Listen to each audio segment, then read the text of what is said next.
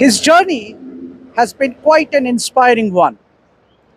Coming from a remote village in Noichonpur in Uttar Midnapur to making a place in the Indian cricket team and now winning consecutively from his constituency in Moina. I am with none other than former India cricketer Ashok Dinda, now turned a politician. Ashok, कैसे describe करेंगे आपका ये journey means obviously नोइचौनपुर से Indian cricket team में successfully खेलना और now in the role of a politician. पिछले बार भी आप जीते थे मगर you are in the opposition. अभी you are now on verge of making the government और साथ ही में आपको एक बड़ा गुरु दायित्व दिया जाएगा. देखिए, फर्स्ट ऑफ ऑल जब भी क्रिकेट भी खेलता था तब वो देश के लिए खेलते थे, स्टेट के लिए खेलते थे, डिस्ट्रिक्ट के लिए खेलते थे, अपने गांव के लिए खेलते थे. सो पॉलिटिक्स में भी हम वही है, पब्लिक के लिए, अपना मोइना विधानसभा का लोगों के लिए, बंगाल के लिए, बंगाल का डेवलपमेंट के लिए. सो इसी कारण पॉलिटिक्स में आए हैं. बट फिर भी स्पोर्ट्स इज़ डिफरेंट और पॉलिटिक्स इज़ डिफरेंट. पॉलिटिक्स मैं 2021 में आया, स्पोर्ट्स रिज़ाइन करके मैं ज्वाइन किया था और जिस तरह से अपोजिशन में होना मतलब एक पाप है बोल सकते हो. जैसे टीएमसी हम लोगों को मतलब किस तरह से ट्रीट करता है, लगता था कि डॉग है. सो बीजेपी से विरोधी है. सो कुछ बात नहीं सुनते थे, एरिया में कुछ काम कर नहीं सकते, फ्रीडम नहीं था, अकेला घूम नहीं सकते थे, अटैक भी हुआ कई बार. सो बहुत ही खराब. But now is different. BJP सरकार में आ रहा है, सरकार बन रहा है परसों, और बहुत खुशी का माहौल है. और होपफुली पब्लिक के लिए, बंगाल के लिए, अपना स्टेट के लिए, अपना असेंबली के लिए अच्छा कुछ काम करेंगे. Now when you look back, जब आप पीछे देखते हो तो was it the right decision जब आप 2021 में क्रिकेट छोड़ के राजनीति में आए? अभी जब आप सोचते हो कि आप पिछले बार भी जीते थे और इस बार भी, तो now when you think upon, would you say that it to me you made the right decision?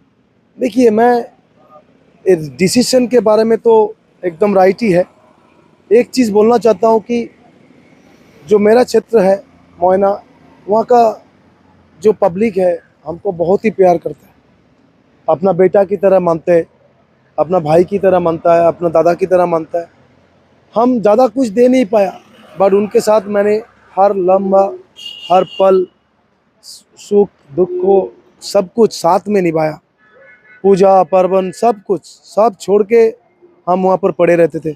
सो इसीलिए इतना प्यार हमको मिला है, उसके लिए हम शुक्रगुजार हैं. मेरे मम्मी पापा, मेरा वाइफ, मेरा बच्चा, मेरा फैमिली सब मेरे सपोर्ट किया.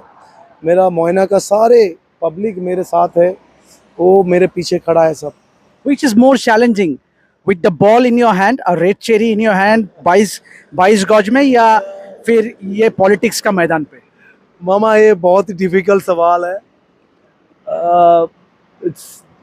देखिए, मैं एक स्पोर्ट्स से जुड़ा हूँ, मेरे कोई ताल्लुकात नहीं है पॉलिटिक्स के. ये मेरा स्पोर्ट्स चैनल है, तो इसीलिए मैं आपको ये सवाल कर रहा है कि which is more challenging?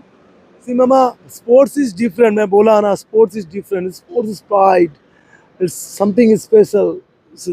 Hero कहा जाता है इंडियन प्लेयर को, इंडिया का सेकंड हीरो कहा जाता है. पहला हीरो है हमारा आर्मी, जो देश की सेवा करता है. दूसरा है जो देश का नाम रोशन करता है. एनी स्पोर्ट्स जो जो इंडिया के लिए रिप्रेजेंट करता है, कंट्री का नाम रोशन करता है, that is different. But politics, public के सेवा करना, पब्लिक के साथ रहना, ये भी एक आशीर्वाद है, ये भी एक गॉड गिफ्ट है. सबको मौका नहीं मिलता.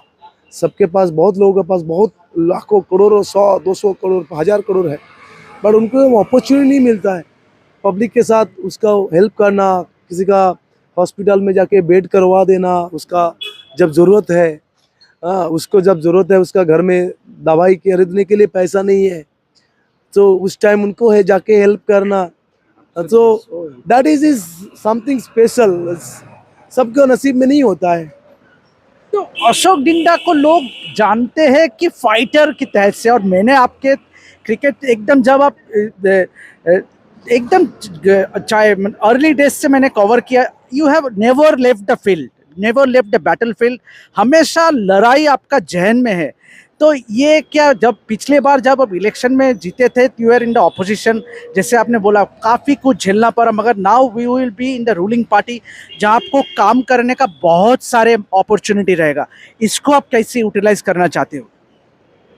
देखिए वो तो मैं बोल चुका हूँ, बट नाउ इस सिनेरियो चेंज एंड जब स्पोर्ट्स में था, जब तक लास्ट बॉल नहीं होता है तो अब मैच हम लोग हारे नहीं है, जीते नहीं है।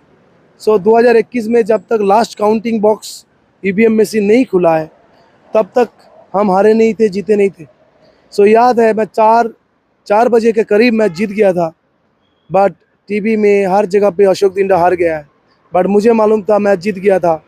1260 बोर्ड में मेरे को सर्टिफिकेट नहीं दिया गया था, और ठीक 2021 में 2 मई में रात को 1:45 में मेरे को सर्टिफिकेट दिया। वो जो मेरा लड़ाई था, वो जो मैं 2000 लोगों का टीएमसी के साथ मेरा जो फाइट था, अकेला फाइट कर रहा था, मेरे साथ 10-12 लोग ही था, उनके साथ मैं जो फाइट कर रहा था, सो वो दिन मेरे को याद अभी भी आता है तो मेरा लोम खड़ा हो जाता है। मेरे को डायरेक्ट बोलता है तुमको काट के आधा करके तुमको रूपनारायण में फेंक देंगे, किसी को पता भी नहीं लगने देगा। सो फिर भी नहीं डरे हम जीते हैं, सर्टिफिकेट लेके निकले हैं। मेरा एक कर्मी को 2022 में विजय कृष्ण भूया बुद्ध सभापति था, उसको हरमत वाहिनी लोग टीएमसी का उसको घर से उठा के लेके जाके मर्डर किया। मैं छोड़ा नहीं उनको भी, सब जेल में है। 2-4 लोग भाग गया, पता नहीं कहाँ पर है, एनआईए उनको तलाश कर रहा है। सो छोड़ेंगे नहीं उसको भी। सो मेरे नज़र में जो भी गलत काम करेगा, वो चाहे कोई भी हो, उसको नहीं छोड़ना है। और मैं लास्ट तक टिका रहता हूँ, क्योंकि बिलीव करता हूँ हार्ड वर्क में, बिलीव करता हूँ खुद के ऊपर, बिलीव करता हूँ, ट्रस्ट करता हूँ पब्लिक के ऊपर। क्योंकि आपका पहला परिचय है as a cricketer, as a sportsman, तो आप क्या कुछ करना चाहेंगे in the field of sports अगर आपको मौका मिला, because you are build as one of the candidates to become the sports minister of the state? ये पार्टी तय करेगा कि कौन क्या करेगा नहीं करेगा। मगर आपको अगर स्पोर्ट्स मिनिस्टर बनाया गया तो क्या क्या कुछ ब्लूप्रिंट तैयार है आपका? काफ़ी कुछ तैयार है। ऑब्वियसली स्पोर्ट्स में लगभग 27 साल गुजारे हैं हम। ये ईडन गार्डन्स है, ये मेरा मिट्टी है, विकेट के यहाँ पर कौन सा विकेट पे क्या होता है तो ये भी जानता हूँ। स्पोर्ट्स का जो सीएबी ओलंपिक का प्लेयर होगा, एक भी बंगाल से ओलंपिक नहीं खेलने गया, वो दुर्भाग्य है हमारा। वहाँ पर ध्यान देंगे फर्स्ट, जो बंगाल का नाम रोशन करेगा। बंगाल में स्पोर्ट्स लवर है, बहुत टैलेंट है, अपॉर्चुनिटी चाहिए, उसको इंफ्रास्ट्रक्चर देना ज़रूरी है, अच्छे कोचेस की ज़रूरत है। सो ये सब भी करना है, प्लेयर के साथ रहना है, स्पोर्ट्स को डेवलपमेंट करना है, और यंग जनरेशन को आह्वान करना है कि आओ खेलते हैं। एक खेला हवे जो स्लोगन है टीएमसी का, वो नहीं है।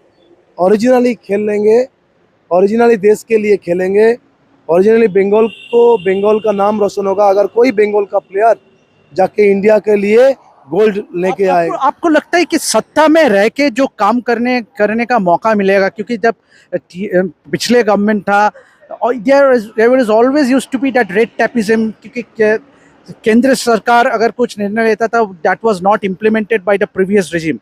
अभी क्या वो सिनर्जी वो रहेगा? क्योंकि केंद्र में भी बीजेपी है, अभी वेस्ट बंगाल में भी बीजेपी है, तो ये स्टेट और केंद्र में अभी काम करना और आसान होगा? देखिए केंद्र पहले भी सहयोगिता किया था, 200 करोड़ का प्रोजेक्ट हमारा सरकार नहीं लिया था, टीएमसी सरकार।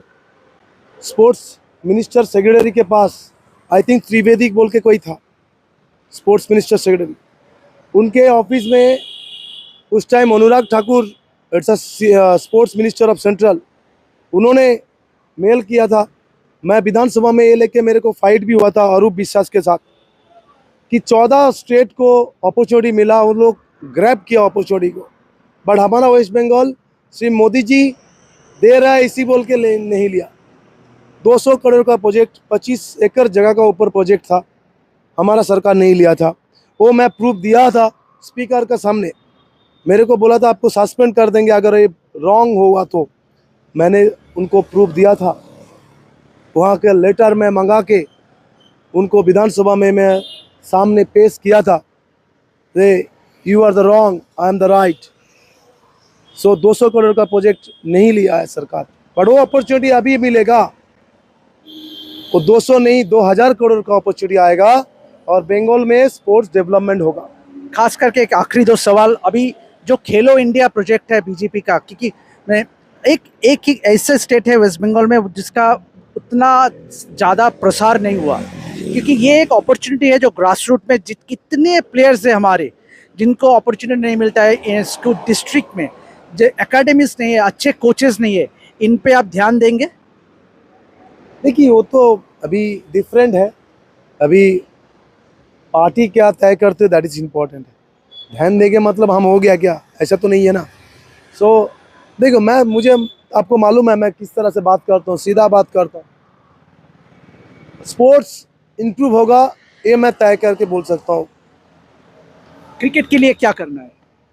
क्रिकेट तो अच्छा ही है, बंगाल को रणजी ट्रॉफी जीतना है, प्लेयर को और अपॉर्चुनिटी मिलना चाहिए, बंगाल क्लब क्रिकेट को डेवलपमेंट करना है, दैट इज़ वेरी इंपॉर्टेंट। और बड़े ग्राउंड पे खेलना है।